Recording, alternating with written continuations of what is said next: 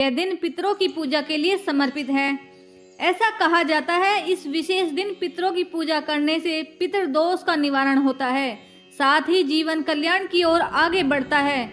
वहीं इस दिन को लेकर कुछ नियम बनाए गए हैं जिन्हें जानना बहुत जरूरी है। तो आइए जानते हैं अमावस्या पर किन कार्यों को करना चाहिए। इस दिन व्रत करना शुभ माना जाता है। सुबह जल्दी उठे और स्नान करने के बाद भगवान शिव और विष्णु की पूजा करें। इस दिन पीपल के पेड़ पर सरसों के तेल का दिया जलाना शुभ माना जाता है।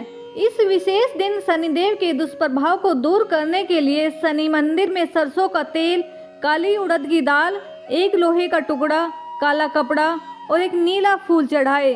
साथ ही उनके मंत्रों का जाप करें। अमावस्या के दिन मछलियों को आटे की गोलियां खिलाएं। इससे धन संबंधित सभी बाधाएं दूर होती हैं। गाय को 5 प्रकार के फल खिलाएं। इससे परिवार में शांति और सद्भाव बना रहेगा। इस दिन पूर्वजों का तर्पण करें और उनसे आशीर्वाद ले। अमावस्या के दिन भूलकर भी न करें ये कार्य। 1. कोई भी शुभ कार्य नहीं करना चाहिए। 2. तुलसी पत्र और बेल पत्र नहीं तोड़ना चाहिए। 3. तामसिक भोजन जैसे मांस, मछली, अंडा, लहसुन और प्याज आदि का सेवन नहीं करना चाहिए। 4. बाहर जाने या लंबी यात्रा से बचना चाहिए। जीवन बदलने वाला कोई भी निर्णय नहीं लेना चाहिए। 5. किसी भी तरह के लड़ाई झगड़े से बचना चाहिए। क्रोध और अभद्र भाषा के प्रयोग से दूर रहना चाहिए। अगर बाहर जाना बहुत जरूरी है तो चंद्र गायत्री मंत्र का जाप करके घर से बाहर निकले। साथ ही भगवान का स्मरण करते रहे। पौष अमावस्या पूजा के नियम क्या है ये भी जान लीजिए। 1. सुबह जल्दी उठकर स्नान करें और साफ वस्त्र धारण करें। 2. देसी घी का दिया जलाए और पितरों का तर्पण दे। 3.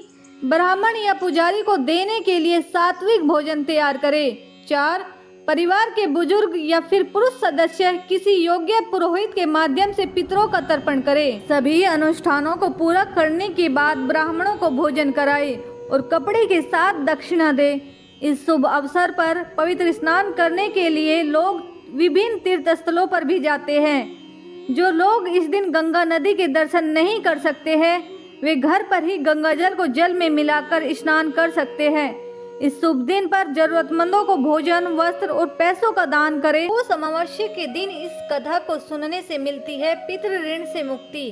हिंदू धर्म में पौष माह को छोटा पितृपक्ष भी कहा जाता है और इस माह आने वाली अमावस्या का विशेष महत्व माना गया है।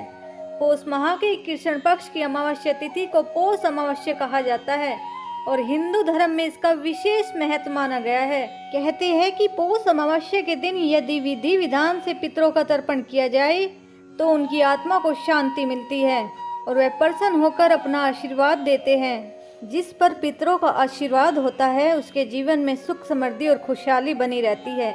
इस साल पौष अमावस्या 11 जनवरी 2024 को है। इस दिन यदि पूजा पाठ के साथ ही इससे जुड़ी कथा सुनी या पढ़ी जाए तो पितृ ऋण से मुक्ति मिलती है। पौष अमावस्या व्रत कथा।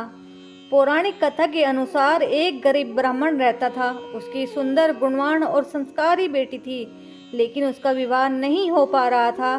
एक दिन गरीब ब्राह्मण के घर पर कुछ साधु आए और ब्राह्मण की सेवा से प्रसन्न होकर उन्हें आशीर्वाद दिया।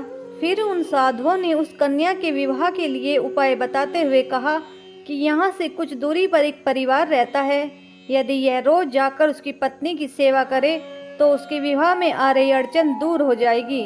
अगले दिन सुबह उठकर कन्या उनके घर जाकर साफ सफाई करके अपने घर वापस लौट आई। फिर रोजाना ही ऐसा करने लगी, जिसे देखकर उस परिवार की स्त्री काफी हैरान थी कि कौन उसके जागने से पहले घर की साफ सफाई करके चला जाता है। कुछ दिन बाद वह स्त्री समय से थोड़ा पहले उठ गई और उसने बाहर आकर देखा कि ब्राह्मण की पुत्री सारे काम कर रही है, जिसे देखकर स्त्री ने पूछा कि आप कौन हैं? तब कन्या ने उसे साधु द्वारा बताई गई सारी बातें बताई। उस स्त्री ने कन्या की सच्चाई और सेवा से खुश होकर उसे शीघ्र विवाह होने का आशीर्वाद दिया। लेकिन जैसे ही उन्होंने कन्या को आशीर्वाद दिया उनके पति की मृत्यु हो गई। फिर भी उसने हार नहीं मानी और आंगन में लगे हुए पीपल के पेड़ की 108 परिक्रमा करके भगवान विष्णु से अपने पति का जीवन लौटाने की प्रार्थना की। उस दिन पौष अमावस्या थी। भगवान की कृपा से उसका पति फिर से जीवित हो गया।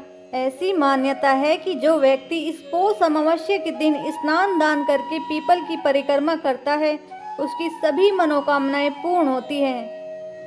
हिंदू धर्म से जुड़ी हुई ऐसी ही वीडियोज देखने के लिए आप हमारे चैनल को लाइक और सब्सक्राइब करें। Thank you for watching.